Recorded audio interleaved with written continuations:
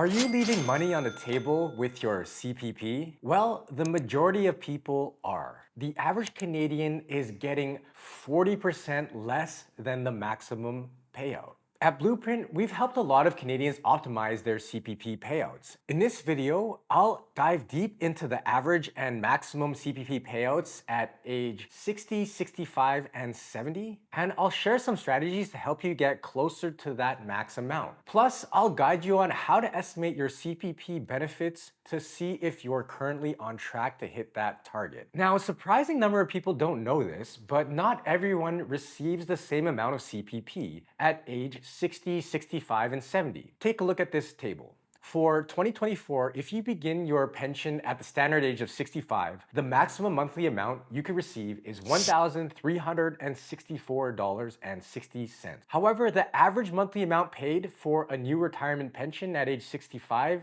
in April 2024 was only $816.52. That means the average amount is 40.16% less than the maximum. Look at how the payouts change if you start your pension at different ages. If you started at age 60, your benefits are greatly reduced to $522 average and $873 maximum. And if you delay to age 70, the average is $1,159 and the maximum is $1,937. Here's a real life example that'll illustrate this point. Meet David and Sarah. They're both 65 years old and receiving CPP, but with different payouts. With David, he started his CPP at age 60 and receives an average amount of $816 per month. For Sarah, she also started her CPP at age 65, but receives the maximum payout of $1,364 per month. So what causes this difference? Here are the key factors determining your CPP payouts. Contributions. Your CPP retirement pension benefits depends heavily on the amount and duration of your contributions throughout your working life.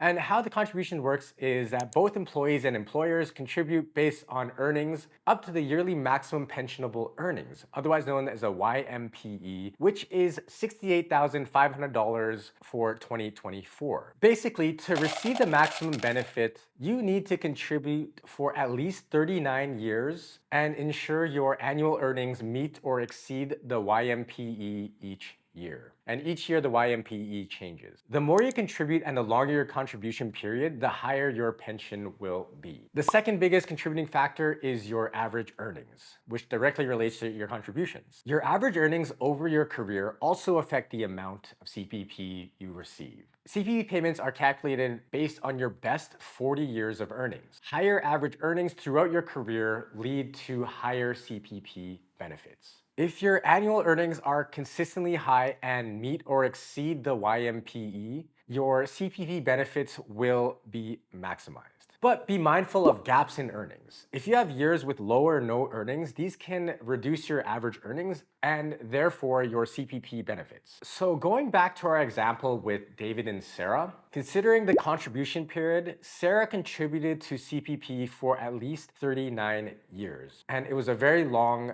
contribution period. David, on the other hand, had gaps in his employment and started contributing later, resulting in fewer years of contributions. So that's one of the reasons. Earnings history. Sarah consistently earned at or above the YMPE throughout her career. David, on the other hand, had many years of much lower earnings, which reduced his overall contributions. Consistent contributions. Sarah made sure her earnings met or exceeded the YMPE every year, maximizing her CPP contributions. David's inconsistent contributions due to career changes and lower paying jobs meant that he didn't reach the same level of total contributions. So the key takeaways to this is for David, by having fewer contribution years and lower earnings, Dave received only the average amount of $816 per month at age 65. And for Sarah, with a full contribution period and consistently higher earnings, Sarah maxed out her CPP benefits and receives $1,364 per month at age 65.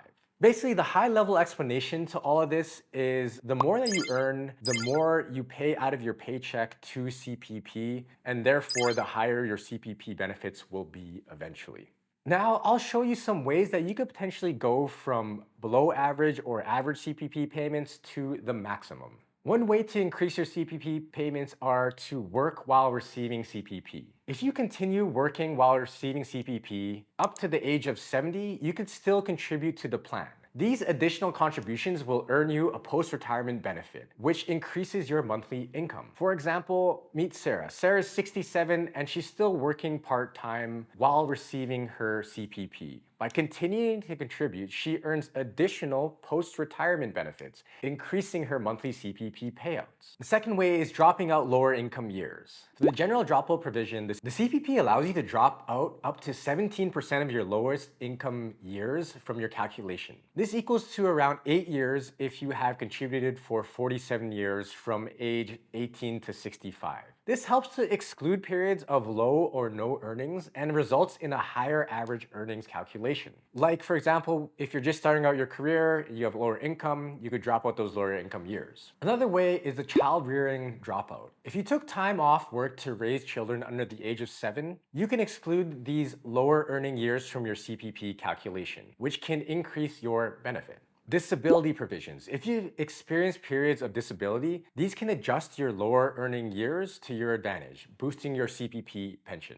The third way is to max out your earnings and contributions throughout your career. I know what you're thinking, this part isn't exactly easy, but try to see that your annual income meet or exceed the YMPE, which is $68,500 for 2024, and it will increase as the years go on. Higher contributions translate into higher benefits. How can you do this? Here are a few suggestions. You can start a side hustle. Increasing your income through a side hustle can help you meet or exceed the YMPE, which can boost your CPP contributions. Plus, additional earnings can be saved or invested for a more comfortable retirement. For example, meet Alex. Alex started a successful online business while working his full-time job. This extra income from his side hustle helped him exceed the YMPE, increasing his CPP contributions and future benefits. Another method is to seek higher paying jobs. Aim for promotions and higher paying positions throughout your career. The more you earn, the more you contribute to CPP and the higher your future benefits. The third way is longevity. Ensure you've worked and contributed to CPP for at least 39 years with consistent high earning. Your CPP, as mentioned before, is based on your best 40 years of earnings. So the longer your contribution period and the higher earnings during these years, the higher your benefits will be. How can you know if you're on track and how much CPP you'll eventually be paid out?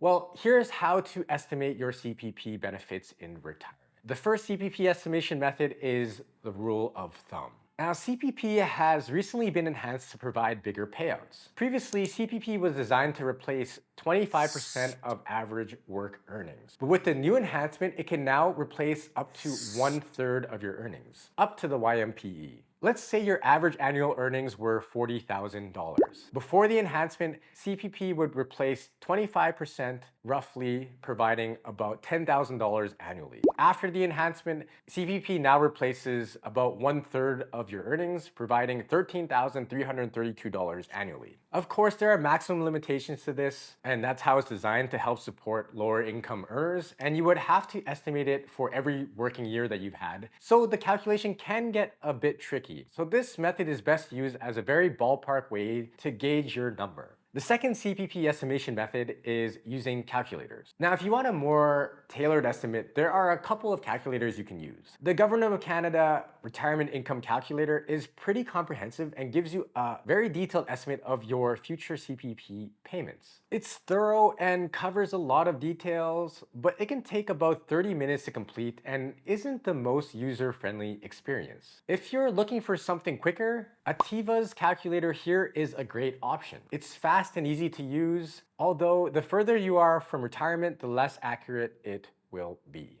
The third CPP estimation method is your statement of contributions. This statement will provide you with an estimate of your monthly CPP benefits at the ages of retirement, showing what you expect to receive at different retirement ages like 60, 65, and 70. There are two main ways that I recommend to get it. The first way is online via My Service Canada account. If you don't have an account, you'll need to register. If you already have one, you can sign in, for example, through your bank. Once you're signed in, select CPP/OAS and scroll to the contributions section to view your contributions, pensionable earnings, and estimated monthly CPP benefits. The second way to get this statement is the old school method. You can call CPP directly to request your statement, and more details can be found on this website here. Now, you might be wondering why I haven't mentioned delaying your CPP start age to increase your payout. While delaying does significantly increase your payout, it doesn't boost you from the average payout to the maximum payout. The other factors I mentioned earlier do that, and that's a very important distinction to make. Deciding when to start CPP is a totally separate topic on its own,